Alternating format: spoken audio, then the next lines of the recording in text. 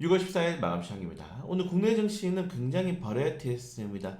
예상보다 낮은 하지만 지속적으로 둔화가 되고 있는 CPI 발표 이후에 오늘 FMC 회의를 앞두고 연준의 6월 기준금리 동결은 확정적입니다. 확률이 90%가 넘어가고 있죠. 다만 정오를 넘어서면서 이제 5개의 종목들이 갑자기 하한가를 가게 되었고요. 그리고 그 이후에 2차전 접종들이 급락이 나왔습니다. 저는 사실 2차전 종목들이 급락이 나올 때 약간 의아했어요. 이게 공매도 관련된 이슈가 불거지는 게 아니냐. 왜냐면은 오늘 시장은 끌어내렸던 이 귀시안인데 일단 뭐 고시안이라 부르겠습니다. 고시안의 이 배터리 공장 이슈는 이미 폭스바겐을 통해서 라벨 갈아 끼우기죠. 라벨 갈아 끼우기를 통한 이 중국 배터리가 미국 시장으로 흘러간다는 내용들이 이미 있었습니다. 이런 것들이 벌써 5월달에 나왔고요. 근데 그 5월달에 나온 뉴스가 한 번 더 확대가 되면서 이제는 양극재 음극재 공장이 실질적으로 승인이 되었습니다. 이게 미시건주인데 열받는 게 뭐냐면은 미시건주에는 LG엔솔루션 공장이 있어요. 그렇기 때문에 이게 열받는 겁니다. 미국에서는 LG엔솔루션과 중국의 뭐 고시원 그리고 일본까지 여기 공장을 완전히 지으면서 약간 공장 외국계 공장들을 유치하는 곳으로 만들겠다라고 볼 수 있는데 이 우리나라 입장으로서는 굉장히 열받는 이슈죠.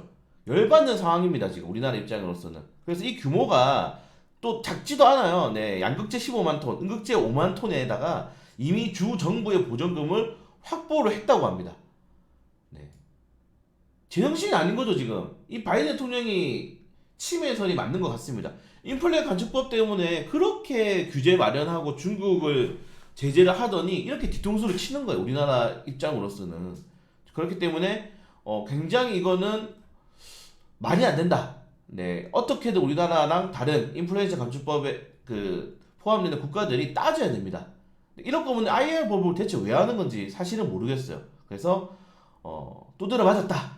이렇게 뒤통수 맞았다라고 보시면 될 것 같고 굉장히 상당히 열받습니다. 네, 굉장히 열받는 상태다. 솔직히 말씀드려서 이 제목 그대로 더 나쁜 말을 하고 싶어요. 뭐 바이든 대통령의 재가가 떨어졌는지 안 떨어졌는지 모르겠지만은 우선 굉장히 나쁜 행위를 지금 미국이 하고 있다. 만약에 이걸 고치지 않고 넘어가면은 국내 증시도 부담이 될 수밖에 없습니다. 이제 일본에 이어서 중국이랑 또 싸워야 되거든요. 그런 것들이 굉장히 부담스러운 상황이 현재 오고 있다는 점. 왜 이런 이 뭐 돈 세 가지고 왜 씁니까? 중국 배터리 수입할 거면서 어차피.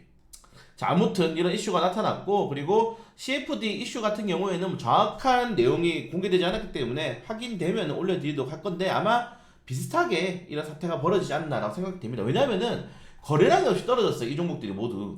동일산업, 동일건설, 만원재간, 대한방식, 박림이 거래량이 없이 하락하는 정형적인 이런 패턴을 보여줬고 아마 내일 점화가 갈 가능성이 매우 높겠죠.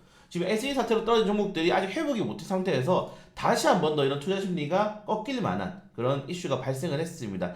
어쩔 수 없는 게 지금 정부에서는 이 CFD 거래에 대해서 2개월 동안 조사를 한다고 밝혔기 때문에 아직 기간이 많이 남았어요. 그래서 세력들도 압박을 받을 수밖에 없다. 제가 이번에 세력들이 1,000원 미만의 종목을 살 수밖에 없는 이유들 지금 식료품주가 뭐 말도 안 되는 소금 관련 테마주가 가는 이유와 그리고 세력들이 대형주만 사는 이유가 이제 이런 것들도 연관이 되는 거거든요. 이거는 좀 많이 말씀드렸기 때문에 좀 빨리 넘어갈 수 있도록 하겠습니다.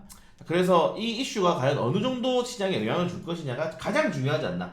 사실은 반도체 업종들 같은 경우에는 실적을 동반되지 않는 모멘텀 이슈예요. 그래서 반도체 업종들만의 시장을 끌어올리기는 한계가 있습니다. 그래서 최근에 반도체 업종, 2차전지 업종들이 같이 올라가니까 지수가 굉장히 좋은 흐름을 보여줬잖아요. 그래서 어떤 식으로 이게 마무리될지가 좀 가장 중요하지 않나 라고 생각이 됩니다. 그걸 제외하고는 네, 오늘 뭐 사실 대형주가 다 무너져 내리고 오랜만에 현대차, 기아차가 반등이 나왔는데 부족하죠. 고점 대비해가지고 8% 이상 떨어진 종목도 8% 10% 떨어졌기 때문에 이 정도 반등은 부족합니다. 그리고 이익매도 물량, 삼성전자에서 이익매도 물량이 나온 개인 투자들이 사는 거기 때문에 이런 것도 조금 부담스럽지 않나라고 좀 생각이 되고요. 그래서 오늘 코스피는 상한가 2개, 샘표 신송홀딩스, 식료품 관련 테마주가 나왔는데 뭐 따로 밑에 말씀드리도록 하겠습니다. 자, 코스닥도 거래량이 터지면서 오늘 급락이 나왔거든요. 자, 에코프로, LMF, 나 LMF 가지고 있는데 거래 비중이 크게 거의 이 세 종목이 20%예요.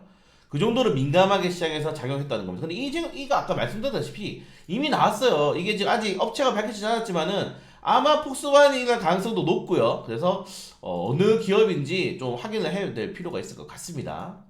아무튼 뒤통수를 맞으면서 급락이 나왔다. 이 정도까지만 보시면 될 것 같아요. 네. 또 열받네요. 네. 제목을 제가 모르고 안 바꿨네요. 다시 바꾸도록 하겠습니다. 자, 그리고 오늘 뭐 제가 장중에도 브리핑 드렸지만은 지금 후쿠시마 오염수 방류 앞두고 천일염 관련된 이슈가 나오고 있는데, 네, 여러분들 우리나라 자, 우리나라 왼쪽으로 고개 돌리시면은 원전이 15개가 있고요. 중국이 원전을 최대 50기까지 여기다가 짓습니다. 서해안에. 지금 짓고 있어요. 네. 근데 그리고 중국 원전은 터지면 어디로 옵니까? 지금 우리 미세먼지 날라오는 거랑 똑같은 코스로 오는 거예요. 이렇게. 일본 후쿠시마는 여기 있죠, 여러분들. 네, 이게 그러니까 지금 늘 말씀드립니다. 이거 뭐 정치적인 걸 떠나서 이건 그냥 세력들이 작당하고 언론 플레이 하는 거다라고 보시면 될 것 같아요. 여러분들 천연력 어디서 만듭니까? 서해에서 만들잖아요. 제가 오늘 말씀드렸잖아요. 서해에서 만들고 삼중수소는 그냥 바다에 버리는 게 맞습니다. 처리 안 하고 버립니다. 네. 처리 안 하고 버리는 게 맞아요. 이건 그냥 세력들이 돌리는 거고, 물론 그걸 우리가 한탑을 지금 공략을 했지만은, 최근에 신송올리스랑 한탑을 공략했지만은, 이런 것들이 너무 안타깝습니다. 이런 것들로 돈을 버는 게 그게 맞는 건가요? 자, 그래서 여러분들 걱정되시면은 히말리아 솔트를 사셔라. 히말리아 소금을 사야죠. 왜 서해안에서 만드는 소금을 삽니까? 서해안에 지금 원전이 55개가 있다니까요. 정말 네, 이게 바로 여러분 우리나라 주식시장의 한계입니다. 네, 세력들이 가지고 놀 수 있어요. 다만 시가총액 종목들이 대부분 다 낮은 종목들이죠. 그런 것도 본다면은 지금 세력들도 그렇게 대형주 위주로 작업을 할 수 있는, 매집할 수 있는 타이밍이 나오지 않고 있다는 점, 이런 것도 포인트이긴 합니다. 그래서 이렇게 테마주 위주의 장세가 계속된다. 제가 예전에 블로그에 세력들이 신용품 관련 테마주 계속 사고 있다. 결국에는 신용품 관련주가 오를 수밖에 없다라고 계속 말씀드렸잖아요. 저 같은 경우는 수급 매매를 좀 좋아하기 때문에, 물론 대형주는 안 좋아하고, 네, 그래서 많이 이거를 장 끝난 뒤에 파악을 하는데, 신용품 관련 테마주에 엄청나게 많이 들어와 있습니다. 최근에 매집 물량들이. 그렇기 때문에 이렇게 폭발이 나왔다. 네. 아무튼 뭐 먹었으니까 뭐 상관은 안 하는데, 이런 것들도 전부 다 네, 세력들이 다 컨트롤하고 있는 거다. 여러분들 실체를 안다면은 천일염을 사 먹을 수 있을까요? 네, 이 정도까지 좀 말씀을, 여러분들 절대 가르치려는 게 아닙니다. 그냥 보편적으로 확인해 사실을 말씀드리는 겁니다. 네, 여러분들이 믿고 싶은 대로 믿고 그게 정답입니다. 네, 이건 제가 이제 말씀드리는 방송이니까 제가 이렇게 말하는 거고요. 자, 시간 내에서 오늘 떨어졌던 리튬이라든가 비치금속 관련 테마주가 반등이 나왔는데, 리튬 가격이 좀 크게 반등이 지금 나오고 있어요. 네, 예전에 한번 공유해드렸죠. 이거 잠시만요. 네, 나중에 올려드리도록 하겠습니다. 그 원자재 가격 보는 게 지금 갑자기 없어져가지고. 네. 아무튼 원자재 가격 보는 게 어디? 여기 있네요.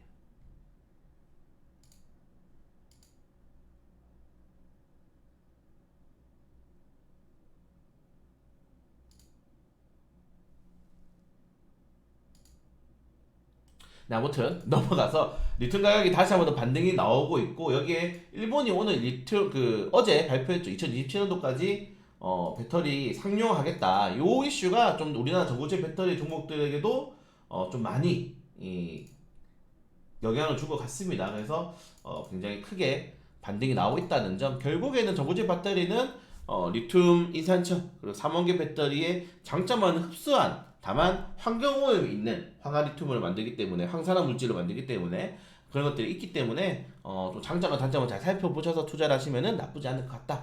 이 정도까지 좀 말씀을 드리고 싶고, 그래서 오늘 우리는 정말 뒤통수를 맞은 하루예요. 네, 뒤통수를 맞은 하루고 너무 분합니다. 제가 최근에 계속 올려드리잖아요. 우리 이제 몰빵할 타이밍이 오고 있다라고 하면서 테마에 이틀 남았다. 우리 지금 여기 나오잖아요. 풀면서 간다. 이번 주 제가 그래서 정말 이번 주까지만 FMC 끝나고도 오르면은 그냥 풀면서 때려버리자 그랬는데, 바로 배신 때렸습니다. 지금 하루 이틀 만에 배신 때렸습니다. 아주 나쁜 사람이죠. 네. 자, 아무튼 이거 날짜가 잘못됐네요. 자, 아무튼 네. 오늘은 뒤통수 맞았기 때문에 좀 얼얼하긴 한데 그래도 어떻게 좀 해소하는지 만약에 이거를 좀 잘 해소하고 그 미국 정부에서 아니다 이거 선별적으로 핀셋으로 그래도 우리 동맹국들만 지원한다라고 이야기가 나오면은 이런 것들 좀 회복될 수가 있어요. 근데 그게 아니라 그러면은 이 천연지 업종들에 대한 다시 한 번 더의 컨센서스가 잡히지 않을까 좀 생각이 됩니다. 좀 부담스러워요. 지금 시장에서는 좀 부담스럽다는 점 좀 확인을 여러분들도 해주시면 좋을 것 같습니다. 네, 그래서 오늘 이 정도까지 좀 마감 시향하고 뭐 추가적으로 이슈랑 뉴스 나오면은 좀 바로 올려줄 수 있도록 하겠습니다.